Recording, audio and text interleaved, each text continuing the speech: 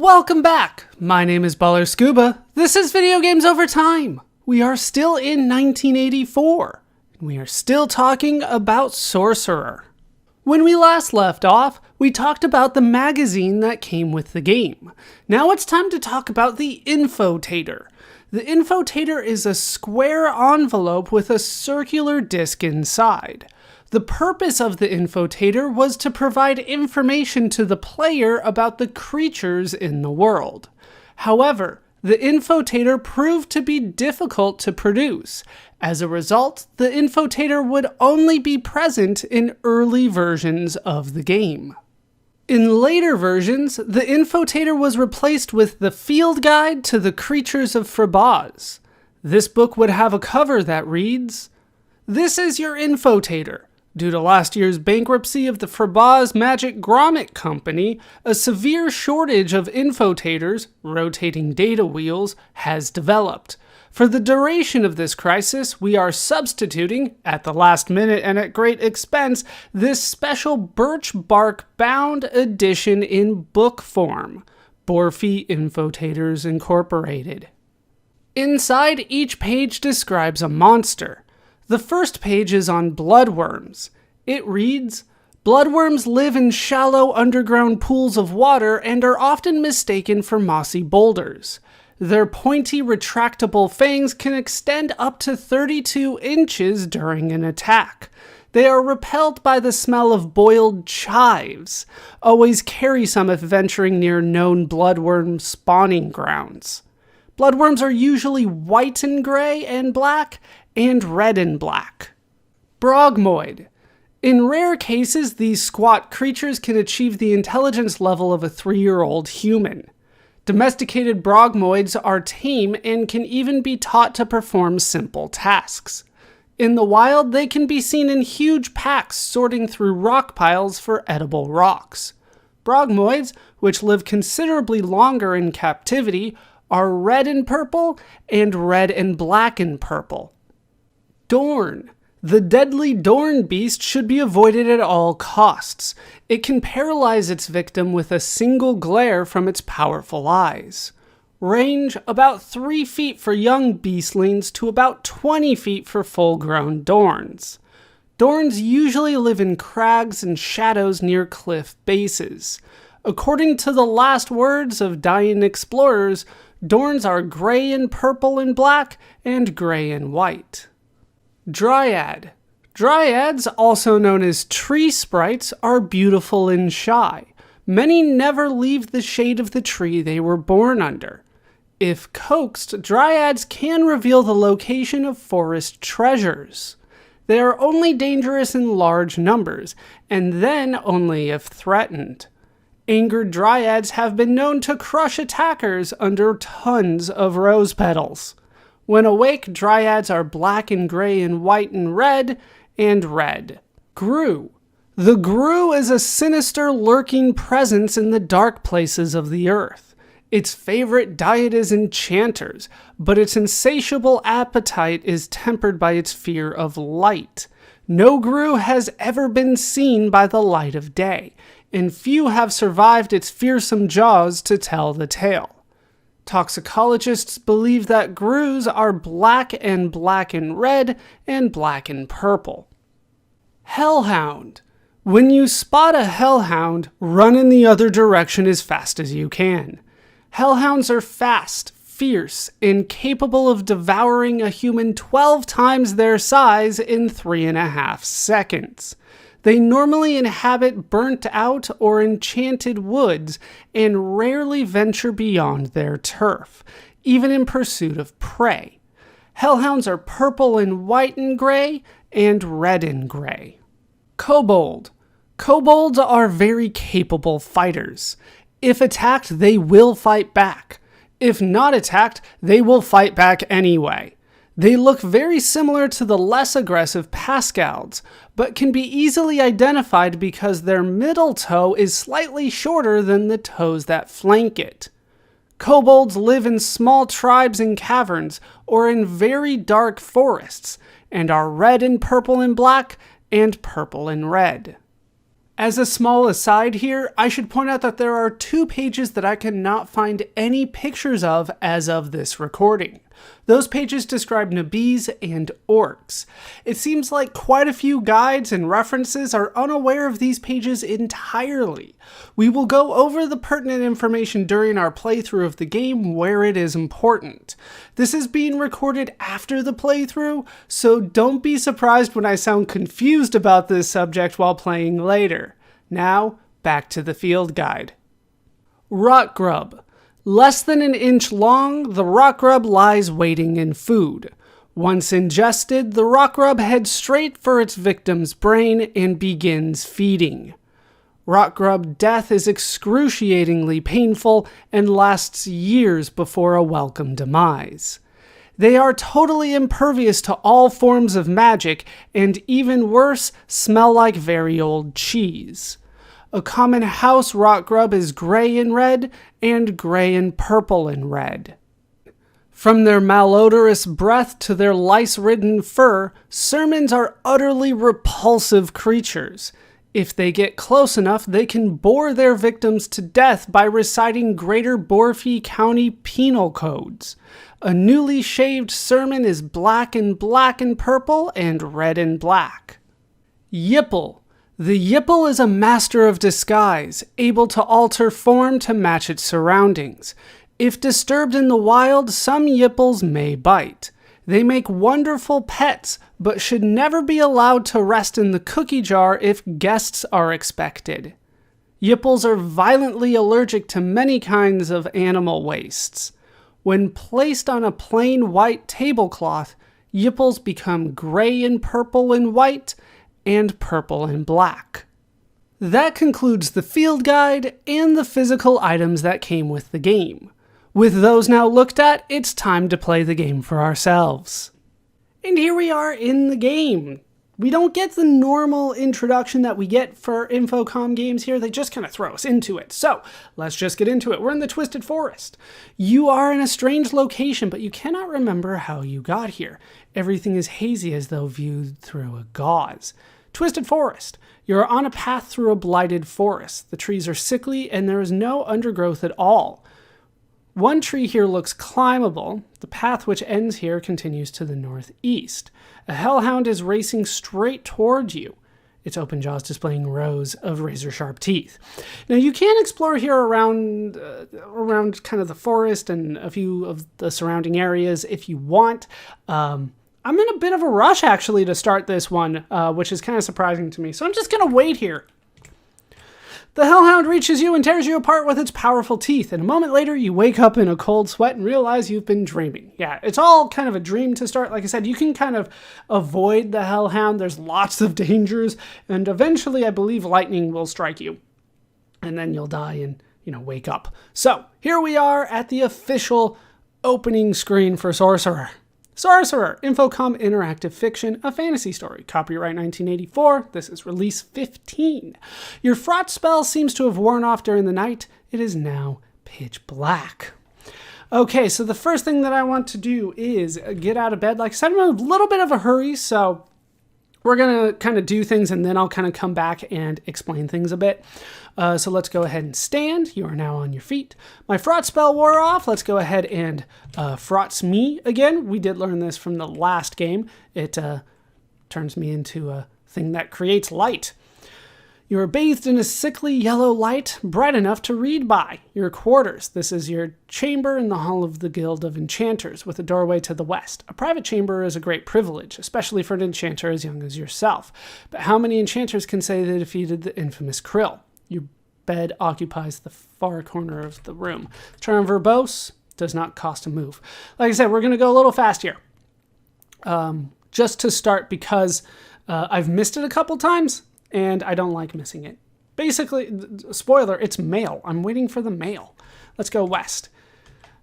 Hallway. Rooms lie to the east and west from this north-south corridor. A heavy wooden door, currently closed, leads north. Tacked to the door frame of your room is a note hurriedly scribbled on parchment. We're going to ignore that for now. Like I said, we're going to go a little fast here.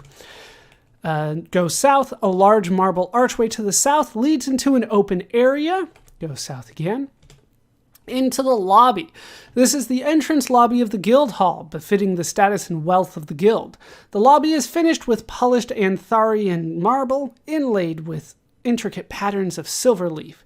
To the north is a wide arch, and smaller openings flank the area on the eastern and western sides, as well as the northeastern and northwestern corners.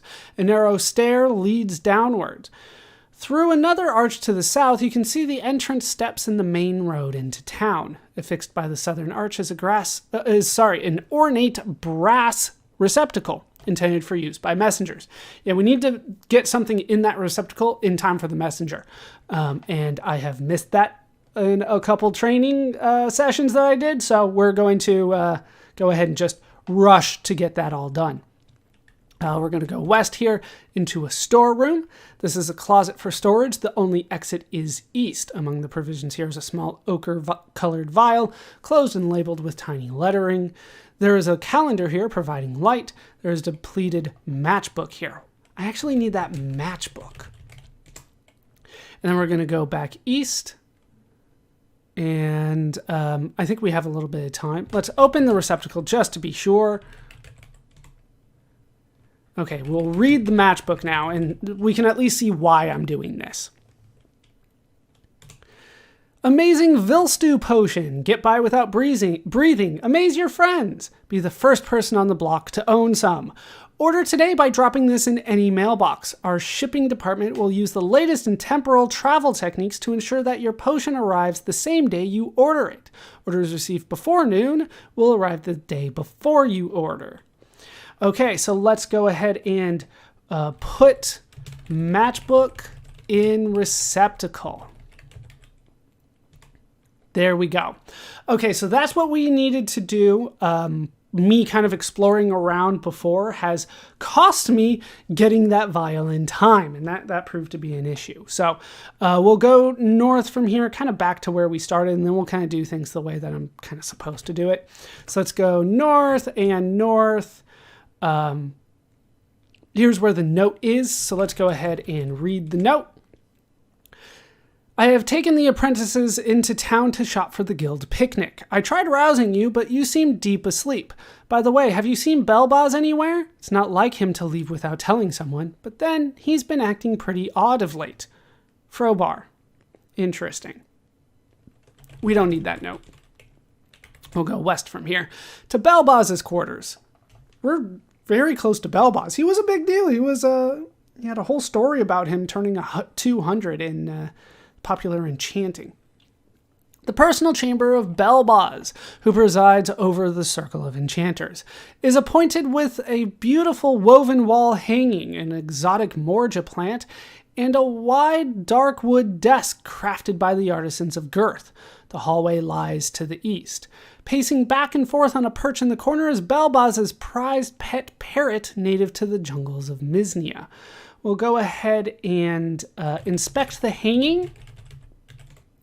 It is a beautiful piece of local handiwork given to Belbaz by the grateful townspeople after his admittedly showy pyrotechnical destruction of the evil giant Amathrodonis.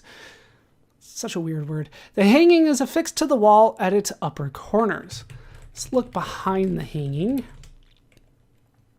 As you move the tapestry, a key falls out from behind it and lands on the floor. You are now a bit thirsty. Don't you start with me. It's way too early for me to be thirsty. All right, so let's go ahead and open the desk drawer at this point. We're going to need the key, but I can kind of save moves a little bit here by opening the drawer first. Opening the desk drawer reveals a tiny box, an infotater, and a journal. Let's go ahead and open the box. Opening the tiny box reveals a magic amulet. All right, let's take a few things here. We need the key, amulet, the journal, and the infotater. Just because I want to take a look at the infotater. We don't actually need it, but I want to look at it. And now I'm a bit hungry. I'm wearing the amulet, but let's go ahead and inspect the infotater. Like most infotaters, this one has several windows and a rotating data wheel. It is leather-bound and beautifully illustrated. Note, this is the infotater included in your game package. So yes, the infotater is an item inside the game, also one that they gave you a physical version of it, but most people aren't going to have that Infotater. Instead, they're going to have the field guide replacement for the Infotater.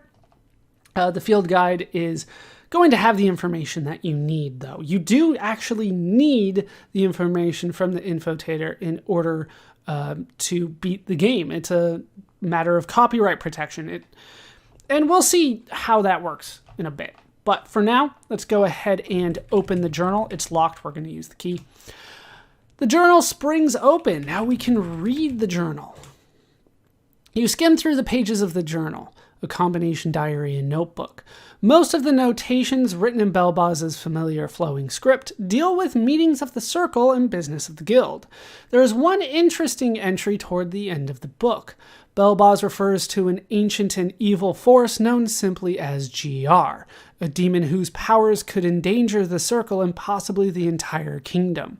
He has decided to conduct some dangerous exploratory experiments, operating alone to shield the circle from the perils involved. The last 3 entries are strange and frightening, written in a hand quite different from that of Belbaz, and in a language totally unfamiliar to you. On the inside cover is an inscription written in a light script which reads current code orc. Orc? Orc's not on my list. I don't like that. Current code is orc. The current code will change with every playthrough. And, I mean, yeah, we'll deal with it as we can, but yeah, I'm going to have to try to figure out what to do with that. Okay, so you do need to know it, the current code. It's orc. Still throwing me off. Anyway, let's go ahead and read our spellbook while we're here. We might as well look at what spells I do have. Here's what's in my spellbook. We have the New Stow spell, write a magic spell into a spellbook. We talked about that in detail already. We have the Vetsa spell, view the future. Now this one can actually give you spoilers, so I'm not going to be using it. It actually gives you spoilers for like way later. Then Pulver causes liquids to become dry. Then we have Izyuk, fly like a bird. Yeoman, mind probe. Rezrov, open even locked or enchanted objects. And Frotz, cause something to give off light.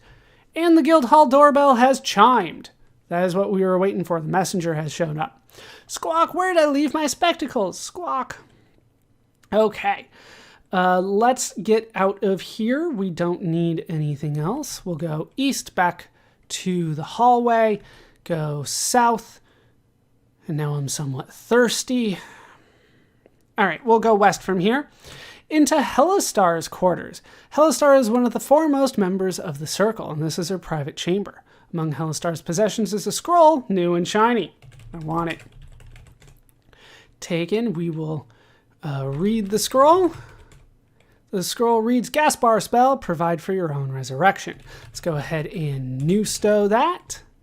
Your spell book begins to glow softly. Slowly, ornately, the words of the Gaspar spell are inscribed, glowing even more brightly than the book itself. The book's brightness fades, but the spell remains. However, the scroll on which it was written vanishes as the last word is copied. We talked about the Gaspar spell in our introduction. It's new stowable. That was a word I had to say. And so we're going to go ahead and put that into our spell book. That should be nice. Hooray. All right, sorry about your scroll, Hellastar. Don't know what happened to it. Let's go east from here. I'm now somewhat hungry. Just don't. Let's go south from here, back into the lobby. We'll go west back into the storeroom. Among the provisions here is a small ochre-colored vial, closed and labeled with tiny lettering, and a calendar. We'll go ahead and read the calendar. The calendar is for the current year 957 GUE and bears many stunning pictures. The marble mines of Antharia, the sand dunes of the Kovali Desert, ancient Fort Griff Spotter, and the giant Infotater factories of Borfi. A legend reads, best wishes for a leakless year from the Icardi Plumbers Guild. All right, let's go ahead and drop the calendar. Yeah, apparently there are giant factories for Infotaters, and it still wasn't enough. The game was far too popular for these giant factories. I'm now quite thirsty. Fine, I'll deal with it. Let's get the vial. Taken. We'll read the vial. This is the Burzio potion. Obviate need for food or drink. Let's open the vial and drink the potion. Yeah, inside is an ochre potion. The potion was completely tasteless. You no longer feel hungry and thirsty, though. Yeah, this actually prevents us from needing to eat or drink throughout the rest of the game. So I am a big fan of this potion, which is not that big of a surprise, but it's also probably why you get hungry and thirsty so early on. But then again, when I wake up, I'm usually either hungry or thirsty, if not both, especially thirsty. All right, so we got what we need from that. Let's head east from here. Back to the lobby. And, sorry, I'm a little lost in my thing here. All right, so there we go. Open the mailbox to start. Opening the receptacle reveals an orange vial and an issue of Popular Enchanting. We can read Popular Enchanting, I believe. There we go, taking the issue of Popular Enchanting first. This month's cover story is about Belbaz. Other stories relate the explosion of spell scroll manufacturers and the coming shakedown in the magic potion industry. The address label on the cover reads, Z5 Akar 2564964, Hall of the Guild of Enchanters, Village of Akardi by the Sea, Land of Forbaz. So I'm not sure if this is supposed to be the same magazine that we read. I believe it's supposed to be, but a couple of the other stories are a little different. So we're going to go ahead and drop the magazine, take the vial. That's what we need. We're going to go ahead and go east from here to the library. Because I did things a little out of order, it's a little weird at this point, but we'll be fine. This is a study chamber for members of the guild. Usually there would be several elder enchanters patiently training novices, but no one is here at the moment. The only exit is west. Lying open on a stand in one corner is a heavy volume, probably a copy of the Encyclopedia Frobizica. Not Frobazica? Anyway, the servants have been lax lately, for a scroll is lying among the dust in the corner. Let's go ahead and get the scroll, and we will read the scroll. What is it? It is Meef, cause plants to wilt. Go ahead and put that in our book then. Pretty much the same as before. They won't notice that it's gone. Drop ochre, vial, key, and journal at this point. We don't need those anymore. Now we can actually move on where we need to go. And that would actually be down from here. We need to take the stair down from the lobby. And that'll take us into the cellar. You're in the basement of the guild hall. A steep, narrow stair leads upward from the southwest corner.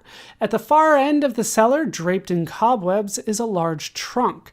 At each corner of its lid is a button, a black button with a picture of a star, a gray button depicting the moon, a red button illustrated with a bloody knife, and a purple button engraved with a royal crown. In the center of the lid is a white button picturing a dove in flight. Okay, so this is where things get a little weird for me, because we need to put in the colors from the field guide in here for the specific monster that we found in the code. The problem is that I found orc, and I'm not seeing anything that shows orc there. So let's pause here for a bit. I should point out that on the field guide, when I was reading it, you might have noticed that the colors were a little weird, that it said, white, gray, black, red, black for the Bloodworm. That's because of this. It was a code. It wasn't necessarily the colors of the monsters, even though it probably is. So I'm going to have to look up, see if I can find orc anywhere, because it wasn't on my list. It was a little weird. We went from Kobold to Rotgrub, so I thought there might be some stuff missing. But as far as I can tell, nobody seems to know it, or I just need to look harder. So I'm going to look harder, and I will see what I can find. and I will be back. All right, after some further research, I wasn't able to find the pages of the field guide that everybody seems to be missing, because they're all kind of missing, but I was able to find a replica that you can print out to create your own Infotater, and that has the two enemies that we are missing here. So let's talk about Nabiz. That's an enemy that we need to talk about. Nabiz are mostly mouth, which is mostly teeth.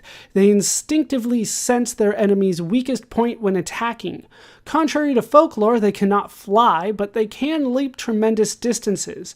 Nabiz are repulsed by the color blue, which explains that color's popularity in adventurer's garb. Nabiz are purple and black and black and black and red. And then we have Orc. Once a fearsome race of warriors, the Orcs were civilized by their fondness for computerized adventure games. Although a small segment, the high-res Orcs, enjoy graphic adventures, the vast majority, the Orcs of Zork, prefer interactive fiction. In the reflected light of a CRT screen, Orcs appear to be red and gray and purple and gray and red. And that is what we are going to need.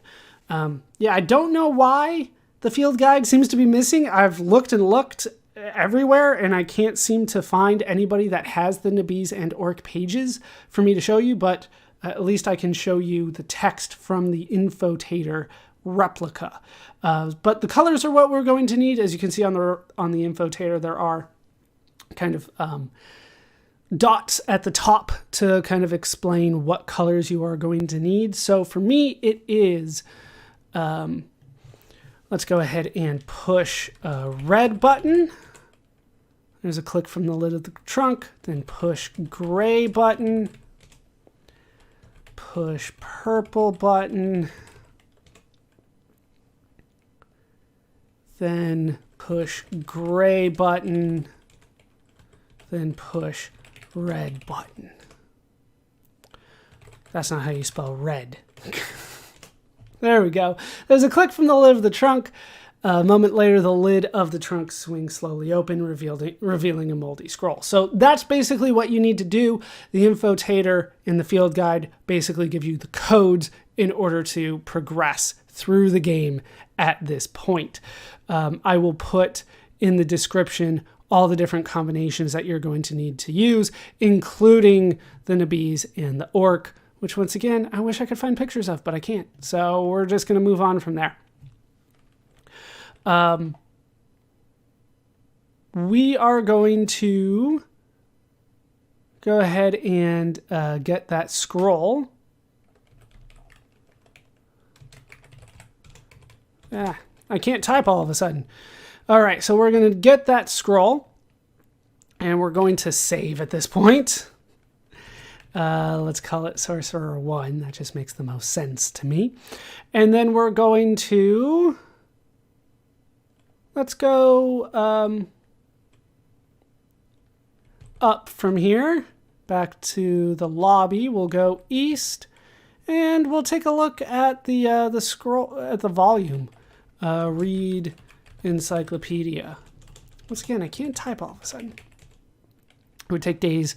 Our idea would be to read about specific things or persons. There are some things that seem nice. So people have recommended The Wizard of Forbaz. No? Read Duncanthrax. Can't see that king here. Find Duncanthrax in encyclopedia.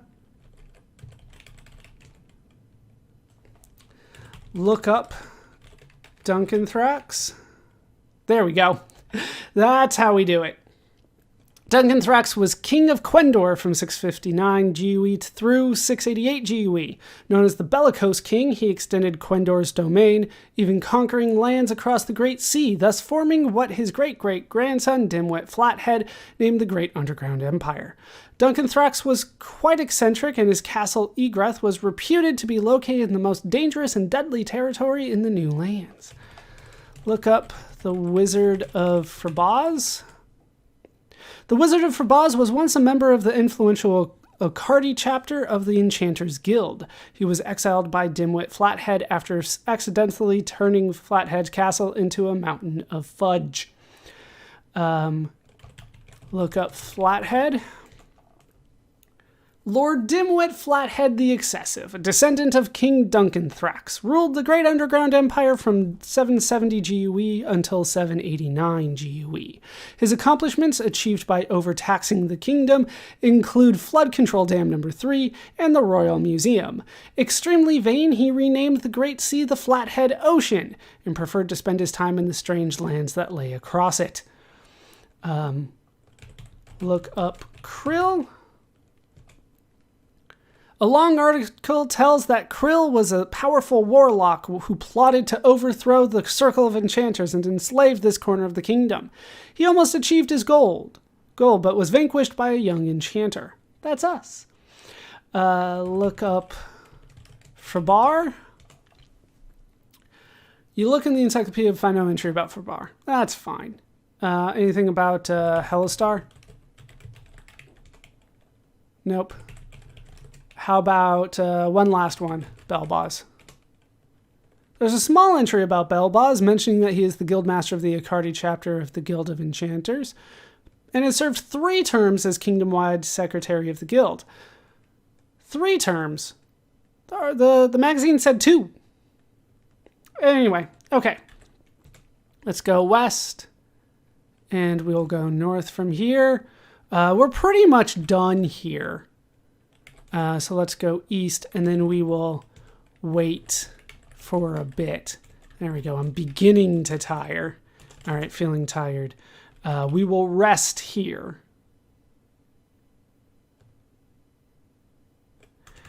Wait, can I read the scroll that I picked up? I don't think we did that. The scroll reads Amphiz spell. Transport caster to someone else's location. The spell seems very long and extremely complicated. I think we're all right. Let's go ahead and Amphiz. No, not yet. Actually, there is one more thing that I want to do. Let's go outside here. A tiny warning nymph appears floating in the air next to your ear. There's no one else here, it reminds you, so you better not leave just now. Bye! It winks at you before vanishing.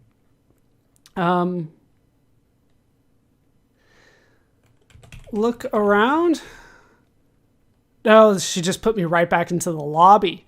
Fair enough. So then the one that I'm looking for, I'm getting more and more tired. Let's go back into Belboz's quarters, and we want to meef his plant.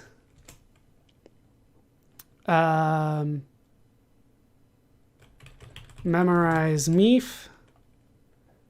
Uh-oh. Squawk, you should have never let down your mind shield, you doddering old enchanter. Squawk! Okay, let's meef the plant. The Morja plant, particularly susceptible to the meef spell, shrivels up and vanishes. Squawk, now where can I hide this key? Squawk, well, we already found the key, so we don't need that anymore. Not sure what the parent was talking about before. I don't know anything about a mind shield.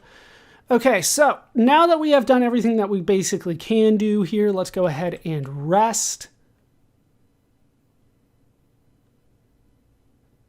Yeah. You are now in the bed. Sleep. There we go. You drift off to sleep and dream of the distant Kovali Desert. Waves of heat from the sand make breathing hard, and the bright sunlight burns against your eyelids.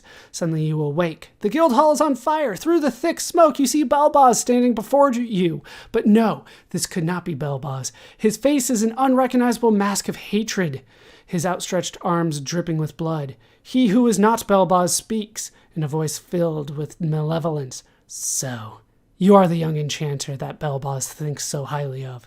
That senile wizard thought you would be the one to rescue him from my clutches. I wonder why I bothered to come at all.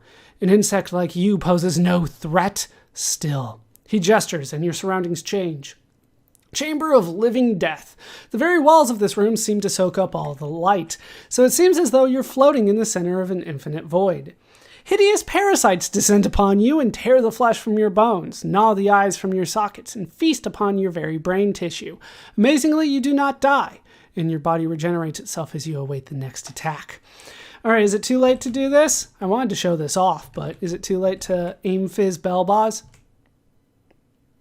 It sure is. All right, so we're going to have to restore. That's the one.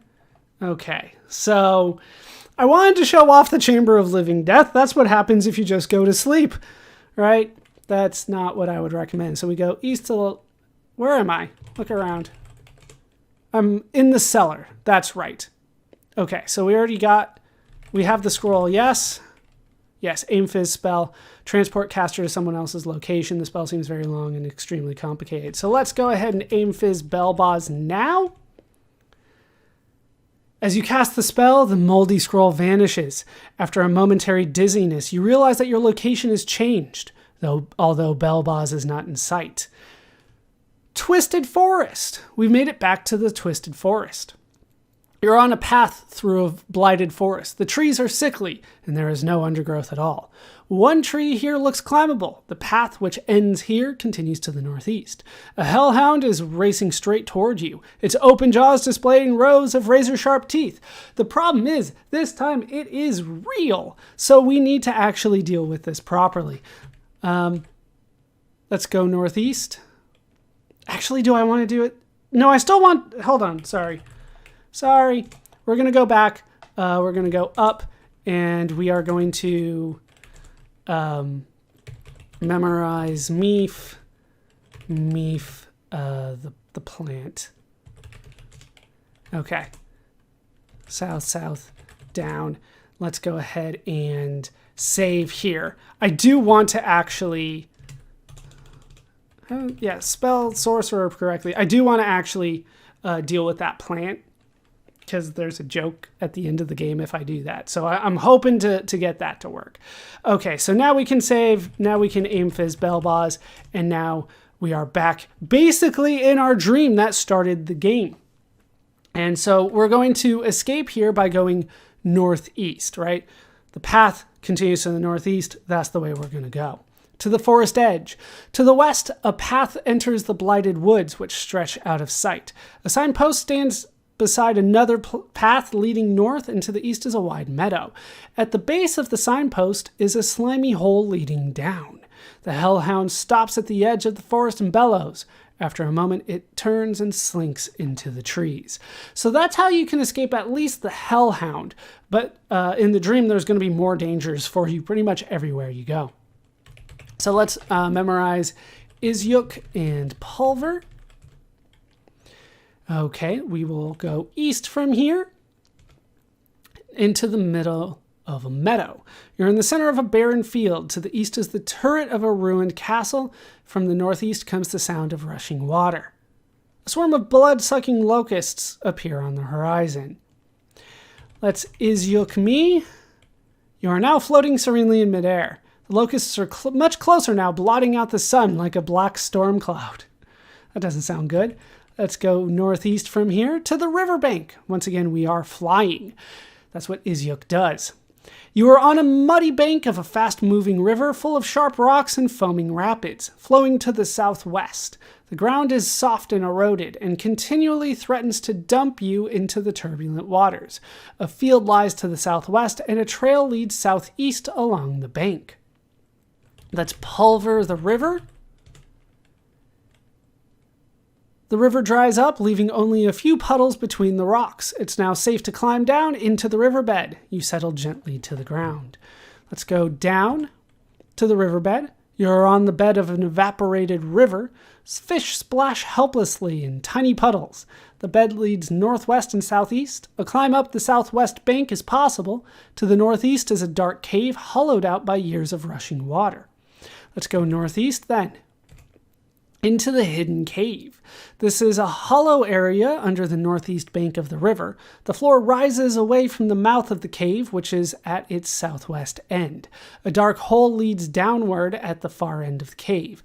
Lying in the corner is in a pile of bat guano is a scroll. There is an amber vial here. We're going to get the scroll and the guano. Surprisingly, we need the guano, and we don't need the vial. We get the soiled scroll, and we get the pile of bat guano. I don't know how we took it, but we took it. We're going to read the scroll. Uh-oh, this isn't good. The scroll reads, Sweep spell, turn caster into a bat. There is a roar of water from outside the cave. The lower part of the cave near the mouth fills with a pool of swirling water.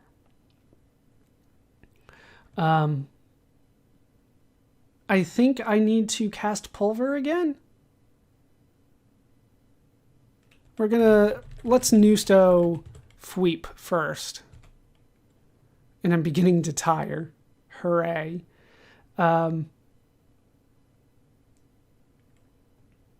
Let's go. Can I go down? Yeah. To the pit of bones. In the center of the room is a deep pit filled with countless bones, an indication of the brutality of dungeon life. There are exits south and southwest. High above you is a small opening in the ceiling. Right, I don't need to go out the same way I came. That's why it's all right. We'll go south from here to the torture chamber. This is a large and well-equipped torture chamber. Those are very popular in castles of several centuries ago, but are somewhat out of fashion now. There are exits to the west and north. Staying near one of the torture devices is an indigo vial labeled in tiny letters. Let's go ahead and save. And then we will read indigo vial. Flaxo potion. Exquisite torture. Open vial. Open indigo vial. Drink indigo potion. Just to see what happens. The potion tastes like a combination of anchovies, prune juice, and garlic powder. As you finish swallowing the potion, a well-muscled troll saunters in and straps you to a torture device. He whacks your head with a wooden 2x4, grunting, "You are playing Sorcerer!" It was written by S. Eric Moretsky. You will have fun and enjoy yourself. He repeats this action 999 more times, then vanishes without a trace. That's something that you can do. Let's go ahead and go west from here into the dungeon. This is a dark and dank dungeon of the ruined castle. There's probably a torture chamber nearby. You can go east, northeast, or upward. A small opening leads down as well. We'll go up from here. You're amongst the ruins of an ancient castle. A winding stairway leads up to a crumbling turret, and a dark passage leads downward. A path heads through the rubble to the west. Let's go ahead and memorize Izyuk again. We'll go west to a drawbridge. You're standing on the drawbridge of a ruined castle which lies to your east. The wood of the bridge looks severely rotted and creaks ominously beneath you. The moat, although an easy dive from here, looks dangerous, full of sinister shapes beneath the surface of the water. To the west is a wide field. We'll go west again. To the meadow. And once again, the locusts have appeared, so we need to Izyuk in order to get near and head northeast.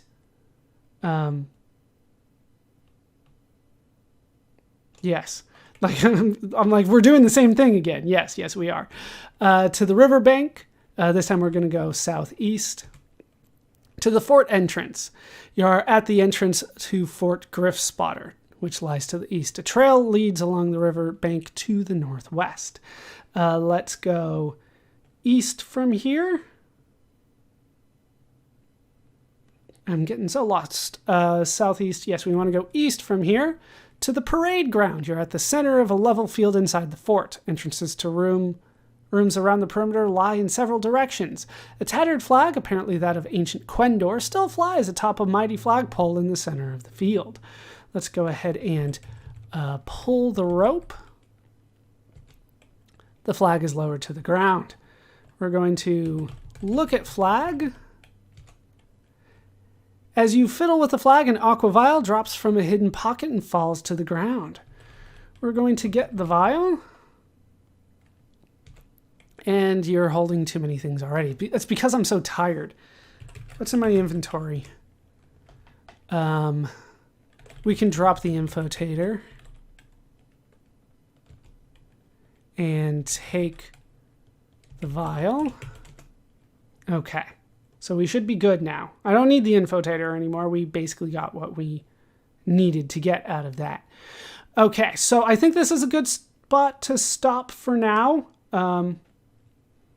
We might have to figure out where to get some sleep pretty soon, but we'll take care of that next time. That is going to do it for this part of Sorcerer.